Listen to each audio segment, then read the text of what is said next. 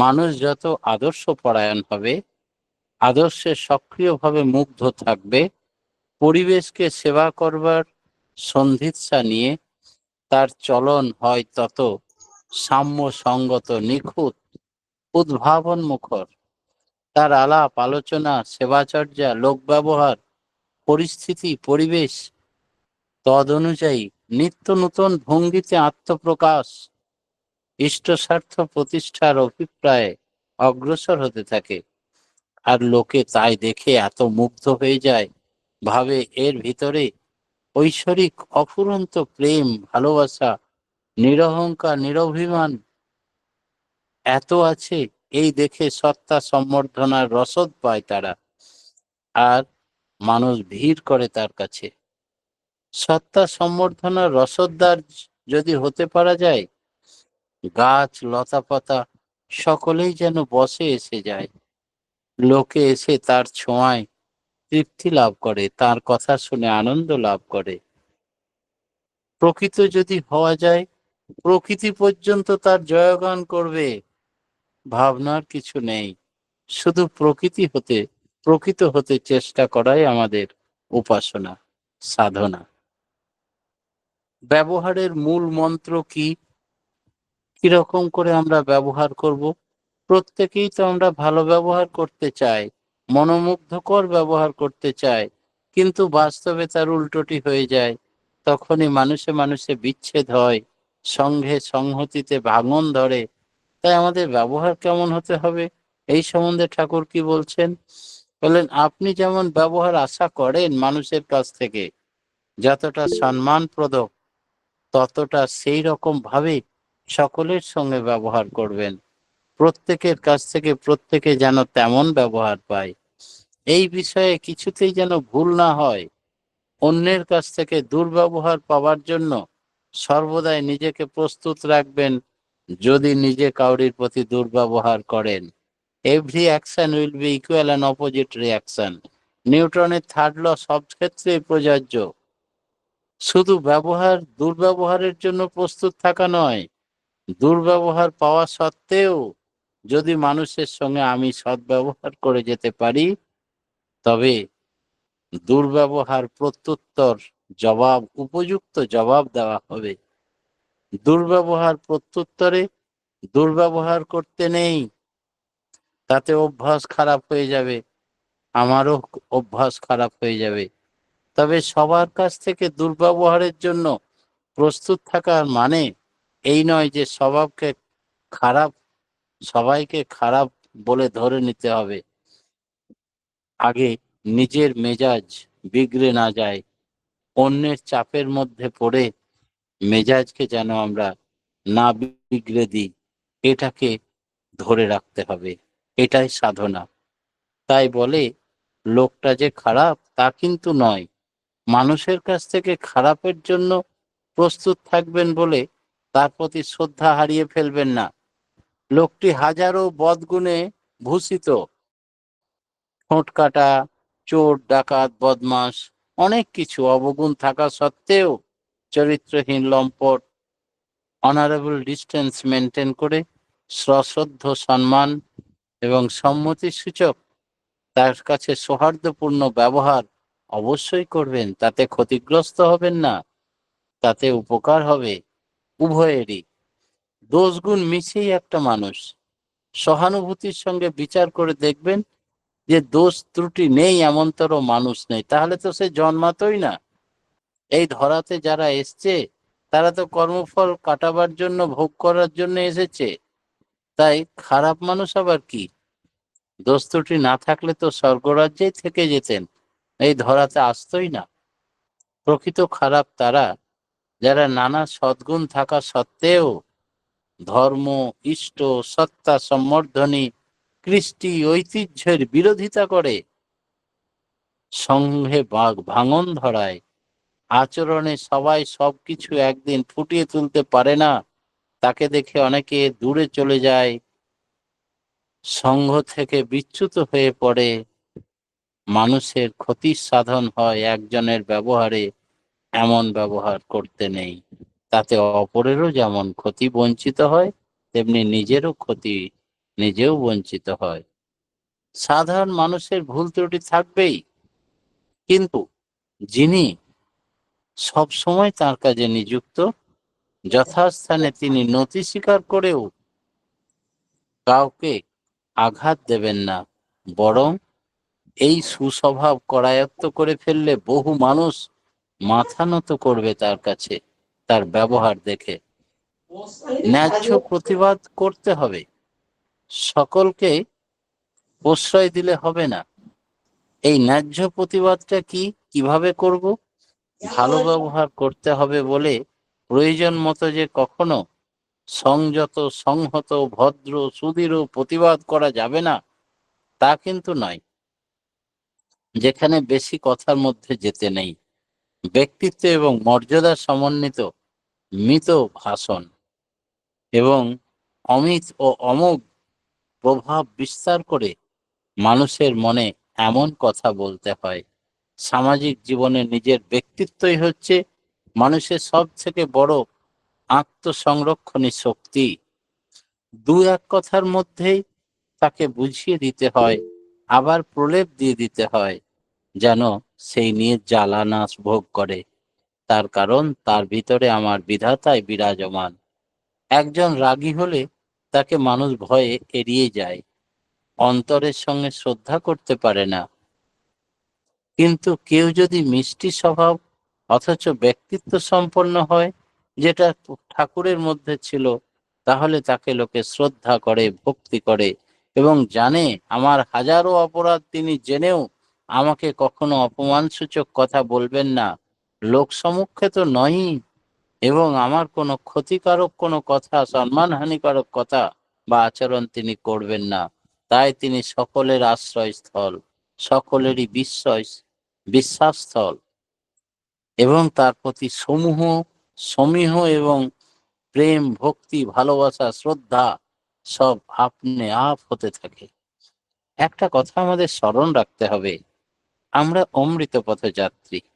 আমাদের উপর কেউ যদি অবিচার করে, তা বরং সহ্য করতে যদি আমরা শিখি, তবে অন্যের উপরে, আপনার সামনে যখন কেউ অত্যাচার অবিচার করে, তখন কিন্তু ন্যায্য প্রতিবাদ করবেন, নিজের বেলায় নয়। সেক্ষেত্রে এর সমুচীন জবাব দেওয়া হবে। আমাকে কেউ গালিগালাজ করলো, আমি নিজেই পাল্টা গালিগালাজ করলাম, তবে তো আমি এনক্লাইন্ড হয়ে গেলাম, আমার নিজের ব্যক্তিত্ব, সত্তা, আদর্শ, নীতি থেকে ভ্রষ্ট হয়ে পড়লাম। বরং আমাদের গুরু ভাইদের অপর কোনো ব্যক্তিকে কেউ অপমান করলো, তখন প্রতিবাদ করা ভালো, যে এইভাবে তাকে বলবেন না, তার বহু গুণের কথা আপনি হয়তো জানেন না, তাকে অপমান করলে বড় ব্যথা লাগবে তারও এবং আমাদেরও। তাও সেটা কেমন ভাবে? গোপনীয়তা বুঝিয়ে বলি, সমবেদনা ভরে, সকলের সম্মুখে নয়। ধর্মের হানি হয় না কিসে? তুমি ধর্ম থেকে আমরা বঞ্চিত হব না কখন? সত্তা সম্বর্ধনার সঙ্গে সঙ্গতি রেখে সাত্ত্বিক সম্পোষণী যে কোনো জিনিসই মাত্রা মতো ব্যবহার করতে হবে। এই মাত্রা জ্ঞান যার নেই এবং মাত্রা মতো উপভোগ করতে পারে, তাহলে ধর্মের কোনো হানি হবে না। কোনো জিনিস আমার খুব পছন্দের, আর যতটা পেলাম পেট পুড়ে আরো বেশি করে খেয়ে নিলাম, পেট খারাপ হয়ে গেল, গ্যাস অম্বল, এটা অধর্ম হয়ে গেল। কিন্তু আমি যদি শরীর বিধানকে সঠিক রাখার জন্য তার লিমিটেড, আমাকে 10টা মিষ্টি দিলে আমি 2টো খেলাম, এটাই আমার কাছে ধর্ম। আর ধর্মের হানি, যদি 10টার জায়গায় আরো 10টা চেয়ে 20টা খেয়ে ফেললাম, অম্বল গ্যাস করে ফেললাম, শরীর খারাপ করলাম, তাহলে তার দেওয়া শরীরকে বিরক্ত করলাম, অসুস্থ করলাম, এটা অধর্মের মধ্যে পড়বে। ধর্ম কোনটা, অধর্ম কোনটা, কি করে আমরা ধর্মকে বজায় রাখবো? ঠাকুর বললেন ওই মাত্রা, প্যারামিটার বেঁধে দিতে হবে। ভালো লাগলেই মাত্রা অতিরিক্ত কিছু করা যাবে না। আমি রেগে গেছি, আমার হুঁশ জ্ঞান নেই, আমি হয়তো কাউকে খুব তিরস্কার করছি, যা খুশি তাই বলে ফেললাম, পরবর্তীতে আফসোস করলাম সেই লোকটা হাতছাড়া করে ফেললাম, সে আর হয়তো আমার সঙ্গে জীবনেই কথা বলল না, বা লিঙ্ক ছেড়ে দিল, বা আরো কিছু দুর্ব্যবহার করলো, বা আমার গোপন শত্রু হয়ে দাঁড়ালো। এইরকমটা নিজে নিজে ক্রিয়েট করতে নেই। তাই নিজের ব্যক্তিত্ব বজায় রেখে দু এক কথায় যেন আঘাত না লাগে, আবার প্রলেপ দিয়ে তাকে শোধরানোর কথা একান্তে বলতে হয়। ত্যাগের বাহানায় সত্তাপোষণের চলন নিরুদ্ধ নিপীড়িত করে তুলতে পারে, তার প্রতিক্রিয়ায় সাত্ত্বিক সম্প্রসারণ ব্যাহত হয়, তাকেই বলা হয় অধর্ম। তাই মাত্রা অতিরিক্ত কিছু করা যাবে না। ধর্মের কাজ হলো সত্তার ধৃতিকে অক্ষুণ্ণ করে ধরে রাখা। তাই ধর্মাচরণ যখন অজ্ঞাতবশত ধৃতিকেই ক্ষুণ্ণ করে তোলে, তখন কিন্তু আর ধর্মাচরণ থাকে না। অযৌক্তিক অজ্ঞচলন ধর্ম নয়। সেই জন্য নিয়ন্ত্রিত জীবন লাভ করতে গেলে, ধার্মিক জীবন লাভ করতে গেলে নিজের মাত্রা এবং নিয়ন্ত্রণ নিজের কন্ট্রোলে রাখতে হবে। বাক নিয়ন্ত্রণের জন্য জিহ্বাকে কন্ট্রোল, রাগ, কাম, ক্রোধ, লোভ, মদ, মোহ, মাৎসর্য, এই রিপু বা শত্রুগুলোকে নিয়ন্ত্রণের জন্য ইষ্টপ্রাণতা বাড়িয়ে দিলেই ওগুলো নিয়ন্ত্রণ হয়ে যাবে। তখন তোমার ইষ্টকর্মে তারা সহায়ক হয়ে উঠবে, আর রিপু বা শত্রু থাকবে না। সার বুদ্ধি কি? এই সংসারে আমরা দুটো জিনিস পাই, একটা সং আর একটা সার। এই সার বুদ্ধিটা কি? সং বুদ্ধি তো জানি যে আমরা সং সাজা দেখেছি গ্রামে গঞ্জে বা শহরেও। কেউ শ্রীকৃষ্ণ রাধা সেজে এলো, কেউ বা কিছু একেবারে ভগবান এই তারকা রাক্ষসী সেজে এলো, কেউ ভগবানকে তীর মারতে এলো, ইত্যাদি ইত্যাদি। বাচ্চারা ভয় পেয়েও যায় এদের সংসাজা দেখে। কিন্তু আমরা একটি ব্যক্তি, প্রত্যেকে আমরা সংসাজি। আমরা যখন স্ত্রী স্বামী, তখন আমাদের ব্যবহার, ড্রেস পোশাক, কথাবার্তা, আচার আচরণ একরকম। এমন আমরা যখন অনেক জায়গা যে দেখছি, চিন্তা প্রফেশনে ভাবনা থাকি, করছি। ব্যবসায় করি বা যেখানে, সেখানে আমাদের ব্যবহার আর এক রকম। প্রতিবার কানে কামড় দেওয়া আবার যাবে, সবাই একই কানে ব্যক্তি, কামড় দেওয়া যাবে, টিকরি নাতি কানে কামড় দেওয়া যাবে বউ সম্পর্কে। আপনারা একটা মিউট করুন না, আমরা দাদার কথাটা শুনতে পাচ্ছি না।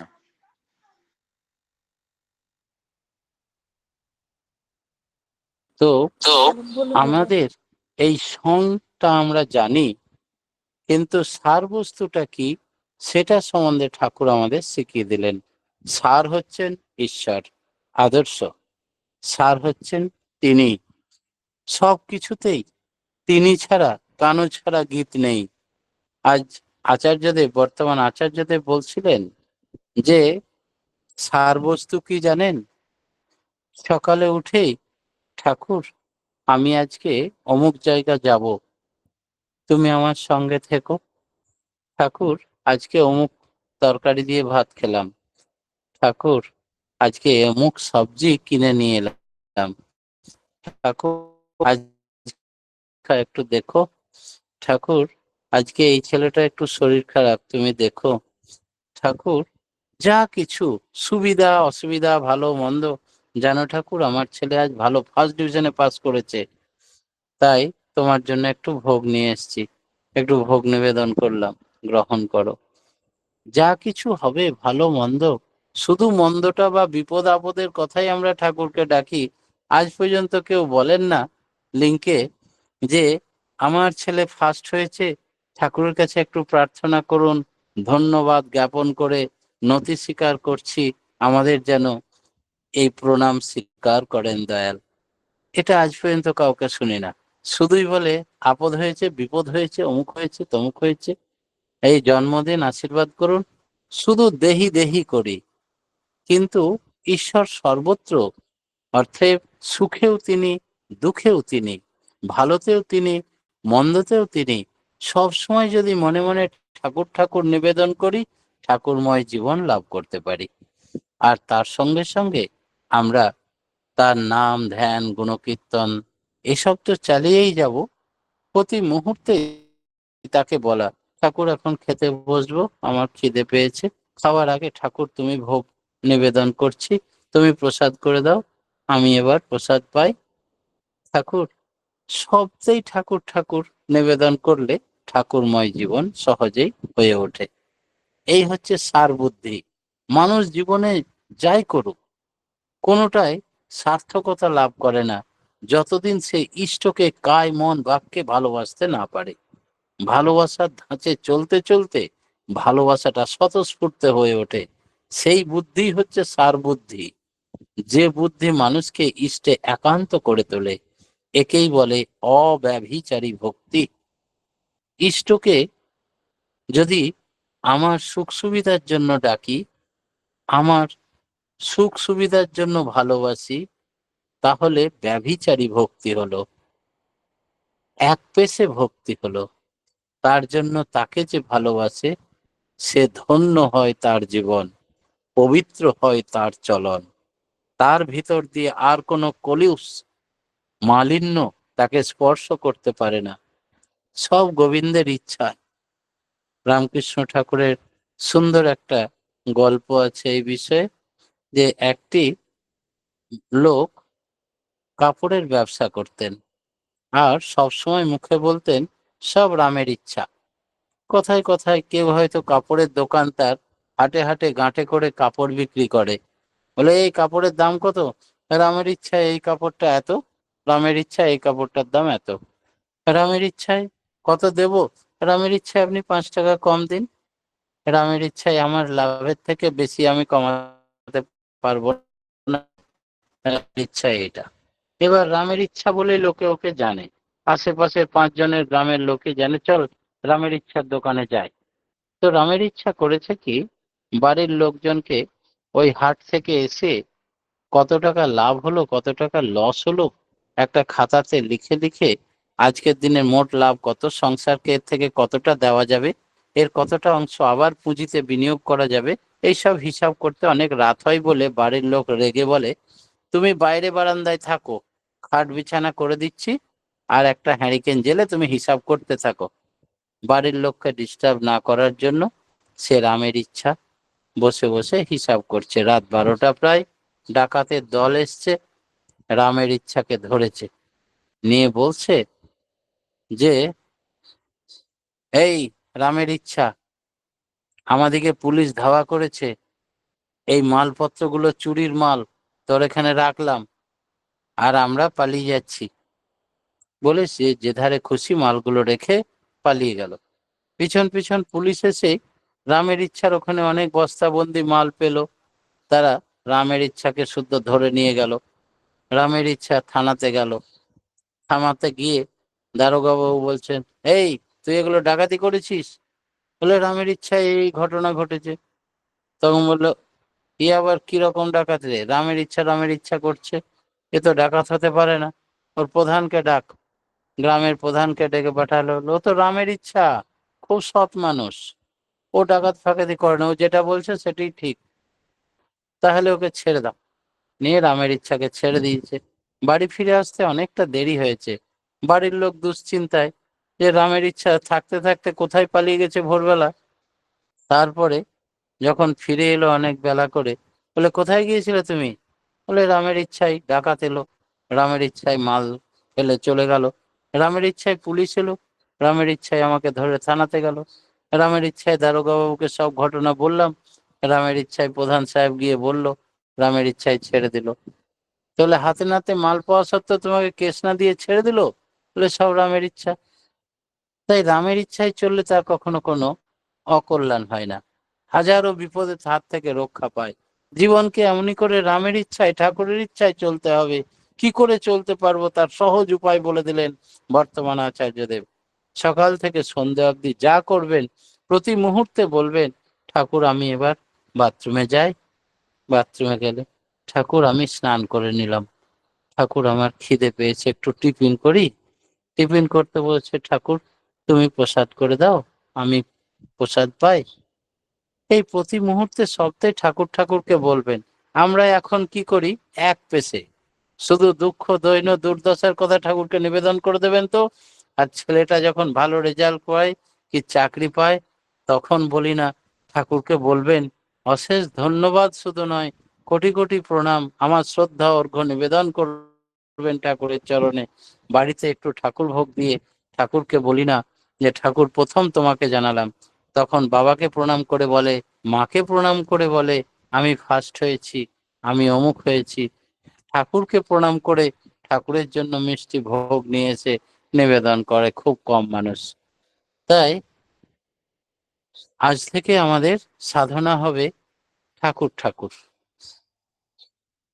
তবে আমরা ঠাকুরময় বা সার বুদ্ধি নিয়ে চলতে পারবো। বাকিটা সবটাই সং, সার হচ্ছেন ঈশ্বর। তিনি আপন আর পরের রহস্য কি? আমরা একটা সংস্কৃততে শ্লোক পড়েছিলাম, অহং নিজ পরো বেতি গণনা লঘু চেত সাম উদার চরিত্রাণাং বসুবকম। অর্থাৎ যারা সংকীর্ণ হয় তারা এইসব ভেদভাব করে, এই আমার নিজের, এইটি পরের, এর জন্য ভালো করতে, এর জন্য করতে হবে। আমার এটাকে আমি এক চোখে পাশের ছেলের জন্য দেখবো, সকলের হিতের কথা ভাববো না। যেটাকে আপন পর যারা সংকীর্ণতার গণ্ডি পার হতে পারে না, ঈশ্বর তাদের করুণা করেন না। কারণ প্রত্যেকেই ঈশ্বরের সৃষ্টি, সমান জীব।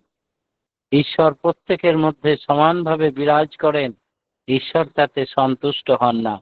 তাই আমরা অকাতরে চিনি না জানি না যে কোনো মানুষ প্রার্থনা জানায়, দুঃখের কথা বলে, অসুবিধার কথা বলে, আমরা নিবেদন করি পরম পিতার জন্য। একবারও জিজ্ঞেস করি না তারা কে, কেন করব, তা নয়।